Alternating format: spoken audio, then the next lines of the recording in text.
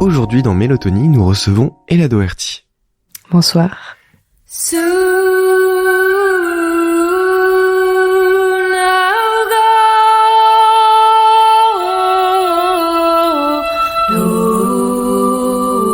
Ella, tu es compositrice, chanteuse, pianiste et tu sors ton premier EP en solo. Ailleurs, Aja Away, un EP qui sort donc en indépendant, qui est prévu le 15 septembre. C'est exact. Est-ce que tu peux nous parler déjà un petit peu de l'origine de ton projet ? Alors, au tout début, je sais pas si j'ai pensé EP direct, et l'envie peut-être d'un projet et de quelque chose de plus global, elle est apparue pendant le premier confinement pour moi, quand j'étais confinée à Buenos Aires, en Argentine. Donc voilà, ça a démarré à ce moment-là. Et c'est un EP qui a été enregistré avec une équipe ? Oui. J'ai de la chance quand même d'avoir une famille de musiciens sous la main. Voilà, j'ai un père qui est multi-instrumentiste et sa femme est contrebassiste et chanteuse aussi. Donc du coup, elle est intervenue dessus. Et puis un ami aussi qui s'est occupé de faire des percussions aussi à un moment, sans parler de David Masculin qui a mixé et masterisé l'album. Donc tout s'est fait en équipe très réduite. Et très familiale. Voilà, très familiale. Et à cette équipe-là, tout à fait familiale, on peut rajouter aussi ta sœur, qui est en charge des images de cette EP. Oui. Et Lucie Doherty, du coup, c'est son nom, elle est illustratrice. En fait, je voyais personne d'autre travailler sur l'image et lui fais confiance les yeux fermés quant à mon image. Et puis, j'admire tout son travail, la finesse de son regard. Est-ce que tu peux nous parler de l'histoire que raconte ton album ? Alors ouais, c'est une histoire qui raconte plus ou moins une évasion de la planète Terre pour aller essayer dans l'espace de retrouver une nouvelle manière de vivre, d'essayer de retrouver une forme de paix. Puis après, ça raconte l'histoire de retour de ce voyage-là. Alors c'est un voyage qui à la fois peut être vraiment pris au pied de la lettre et à la fois qu'on peut voir comme quelque chose d'assez allégorique, juste une prise de recul, une prise de conscience qui, je pense, coïncidait pas mal avec ce que moi j'étais en train de vivre, des remises en question autour de mon propre mode de vie, de notre mode de vie en tant que société.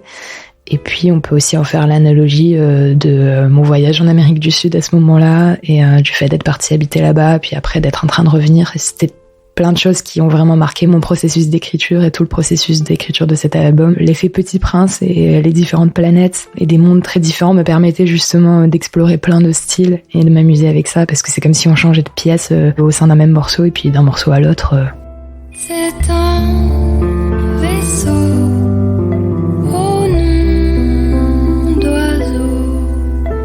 J'avais pensé à avoir un espèce de sous-titre, mais ça aurait été trop long. Mais du coup, dans ma tête, l'EP devait s'appeler Ailleurs, Aja Away, parabole vers d'autres possibles. Moi, je voyais comme une parabole qui se déconnecte pour s'élever d'une certaine manière, mais qui après revient à la connexion, aux racines, aux origines et à toute cette thématique de l'ancrage qui est ce vers quoi on finit par tendre une fois qu'on a pu peut-être s'élever, comprendre et prendre du recul. Ça aurait été trop pompeux.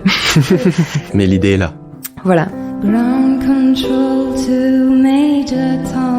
Pour les influences, comment tu t'appropries toutes ces influences ? Je remets en question toute ma vie là.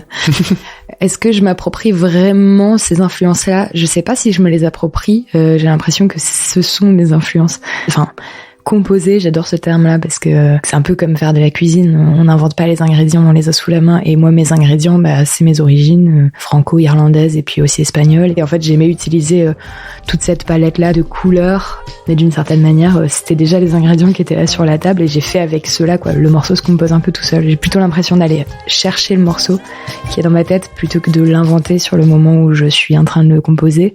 Et puis, je pense que le moment où il y a eu cette espèce d'obligation et d'évidence de la composition de ces 5 chansons, c'est arrivé aussi à un moment où j'avais besoin de vider mon panier. C'est les premières expériences de ce besoin-là de composer au-delà juste de l'envie. Et j'avais fait un voyage immense dans toute l'Amérique du Sud juste avant, en sac à dos, faire le tour d'un continent juste avant une pandémie immense. Et en fait, j'avais tellement de choses qui m'avaient rempli que j'avais besoin de vider certaines choses. Et c'est passé, je pense, dans l'exutoire juste de composer de la musique et d'écrire des chansons.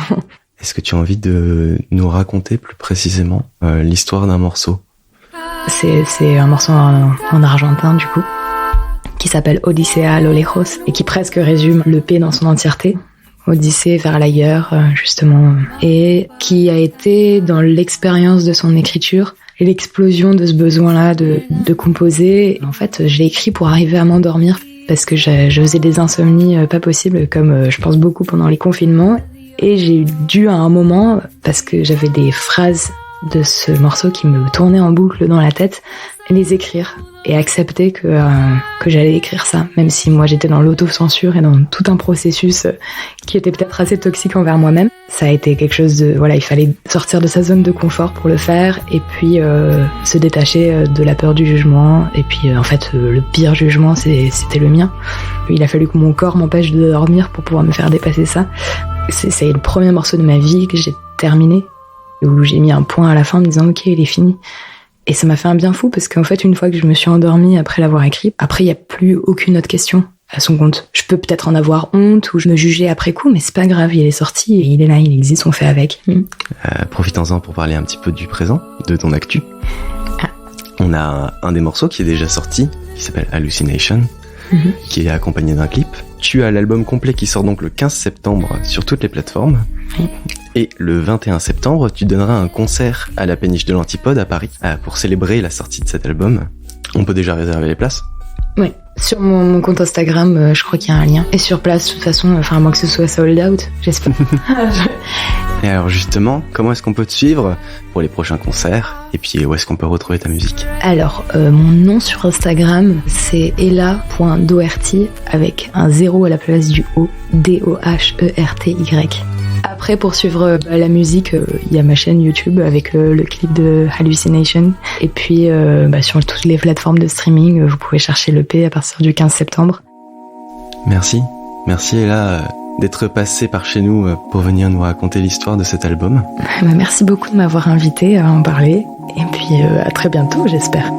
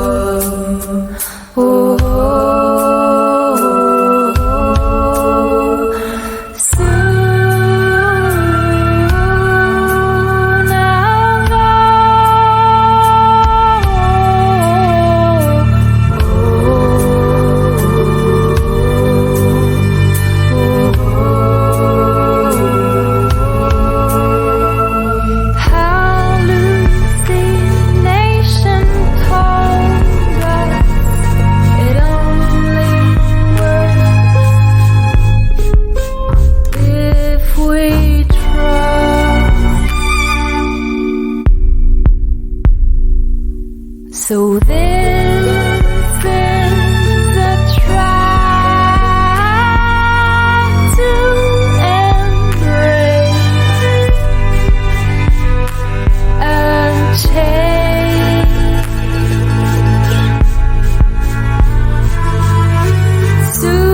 Soon I'll go.